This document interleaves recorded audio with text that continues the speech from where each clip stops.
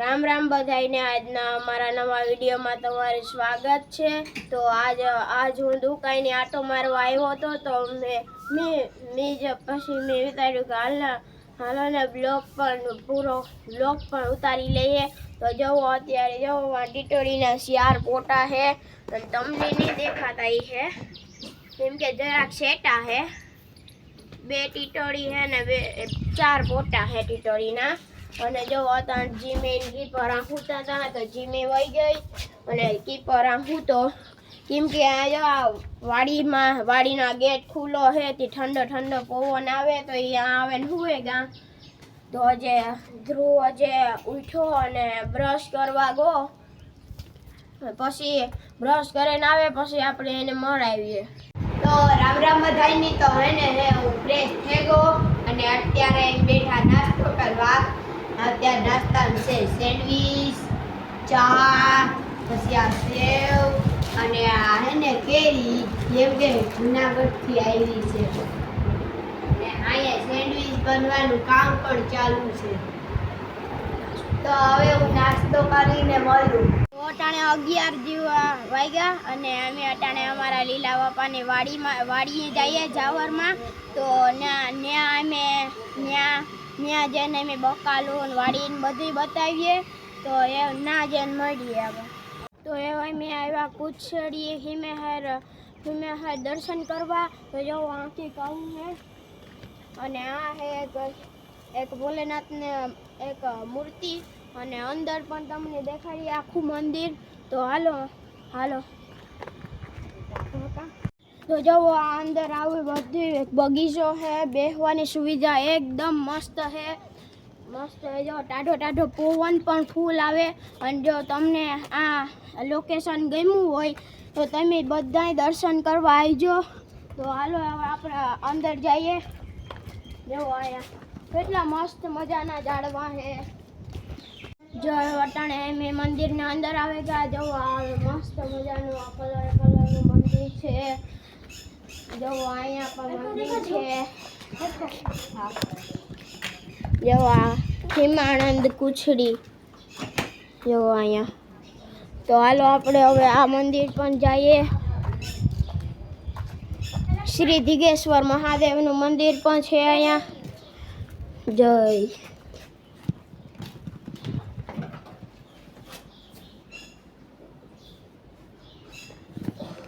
હાલો તો હવે આપણે અંદર જઈએ મંદિરના। પહેલાં અહીંયા આપણે ચંપલ ઉતારી લઈએ।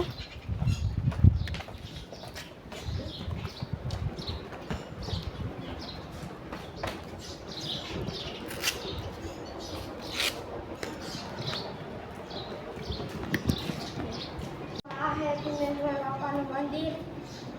અસ્કામાં બોલ તો હાલો એવા આપણે અંદર જોવા આવીએ। હાલો આ મંદિર આખું ટેપ ને નારિયેળ પડ્યા। આનંદી ભગવાન છે, કાચબો છે અને આ ભોલેનાથનું શિવલિંગ। જો કેવું મસ્ત ફૂલથી સજાવેલ છે। જો કેવું મસ્ત ફૂલથી મજા મળે।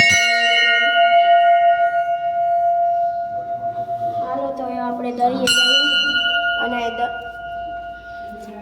આ 5 પાંડવ પછી અને આ હે આ બજરંગબલી મંદિર છે।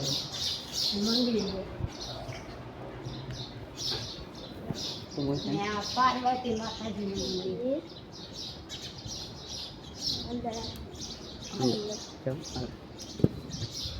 જો આપણે અંદર આવી ગયા તો કેવું મસ્ત મજાનું પાર્વતી માતાજીનું મંદિર છે। જો અંધારું છે દેખાય નહીં પણ જો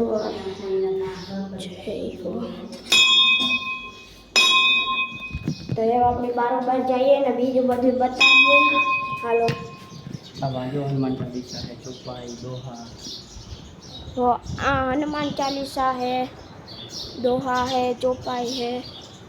हालो आगर जाइए। आ सूर्यनारायण मंदिर जो है सूर्यनारायण श्री रांदल मानु मंदिर है।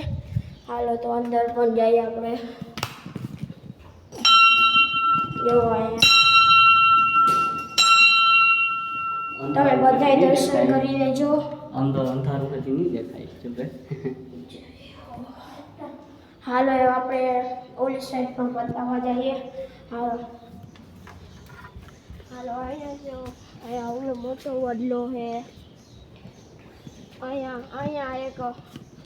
પણ એક મંદિર છે. હાલો ત્યાં એ મંદિર ઈ બખીમેશ નાના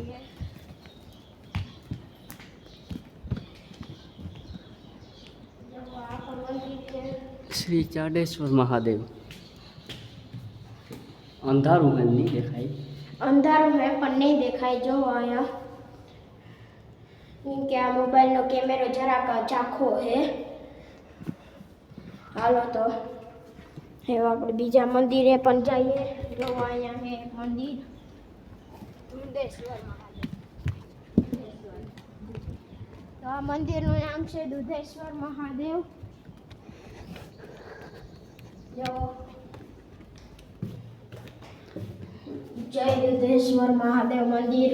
આ મંદિરનો જીર્ણોદ્ધાર લાલજી કાનજીભાઈ. તો આ ખીમેશ્વર મહાદેવનું મંદિર બહુ જ મસ્ત જગ્યા છે. અહીંયા તમે આવો તો એમ થાય કે અહીંથી જવાનું નામ જ ન લ્યો. અહીં એવું થાય કે અહીંયા બેઠા રહીએ, એવું મસ્ત લોકેશન છે. તો હાલો એ આપણે ઓલી સાઈડ પાછળ દરિયો છે ત્યાં જઈએ. આ વિડીયો હવે મોટો થઈ ગયો એવું લગભગ કાલના વિડીયોમાં આપણે બતાવી દઈશું એ. તો હાલો હવે એના પાછળ દરિયે જઈએ. તો જો આપણે મહાદેવના મંદિર દર્શન કર્યા હતા. તો આપણે આ રસ્તે આપણે દરિયે જઈએ. જો આપણે દરિયો છે. જો આ બહુ જ મસ્ત ટાટો પવન. તો જો આવે આ ટોપી ઉડે જાય એટલો પવન આવે. હાલો તો આપણે દરિયે જઈએ. જો આ સમસાન છે.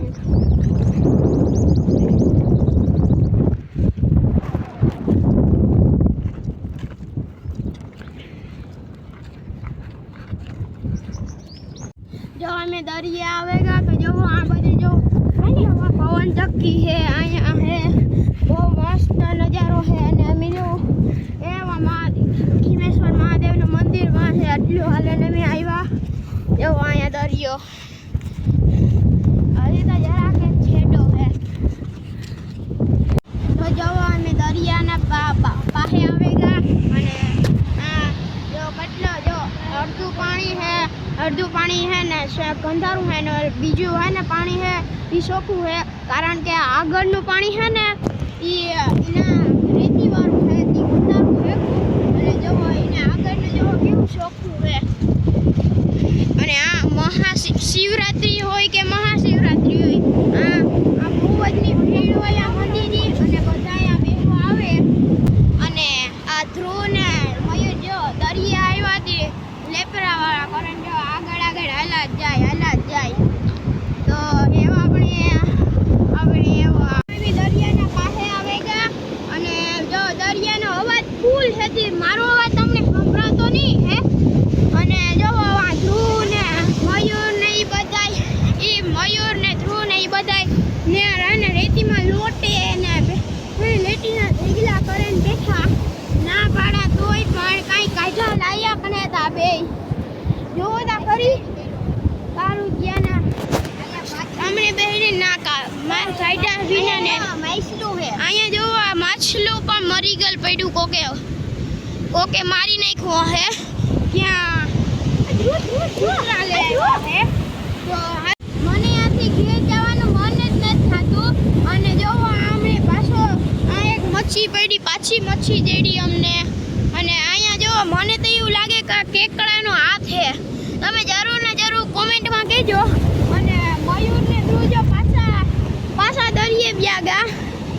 એમ ના પાડ્યું તોય પાછા દરિયે વ્યાગા. જો પાણીનો અનુભવ રીતે ભાગે એવા તો માનતા જ નથી. મારું ક્યારે નામ કહ્યું હમણાં મયુરને પસાડા બેઠો પાણીમાં. તો માનતાથી જવાનું મન જ નથી થતું. એ કહે કે અન્ના બેઠો રાને અન્ના વ્લોગ બનાવતો રાને.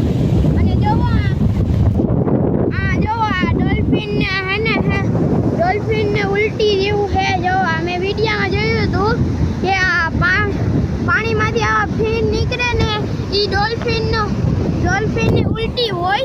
જોવો અહીંયા દેખાય ડોલ્ફિનની ઉલટી હોય ને ઈ પાણીમાંથી આવે ને છેટેથી ને અહીંયા આવે ને અહીંયા ભેગા થાય જો કેટલો બધો ઝાડ છે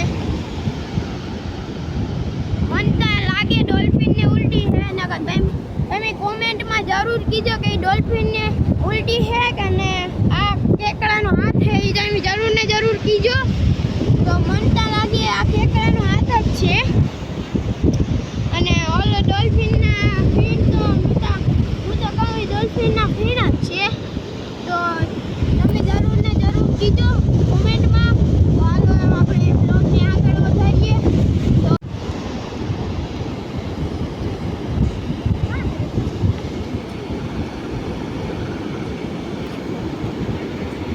તો જો અમે ખીમેશ્વર મહાદેવના મંદિરથી નીકળેગા તો એ આપણે જઈએ અમારી વાડીએ તો એ આપણે ના જઈને મળીએ પાછા તો અમે ખીમેશ્વરજીને વાડીએથી આવેગા હતા તો પછી મેં વિચાર્યું કે આજનામાં આપણો આ બ્લોગને એન્ડ કરી દઈએ અને આ બ્લોગમાં એને ખીમેશ્વર વાળો પણ એને પાઠે જ આવ્યો છે અને વાડીવાળો પાઠ કાલે આવ્યો છે કેમ કે વિડીયો બહુ મોટો થઈ ગયો તો એ આપણે આ વિડીયો તમને ગમે તો like share comment and subscribe કરી દેજો અને આ વિડીયોમાં જો વધારે ને વધારે સપોર્ટ દેખાડજો તો આજ કાલ સુધી તો બધાને રામ રામ.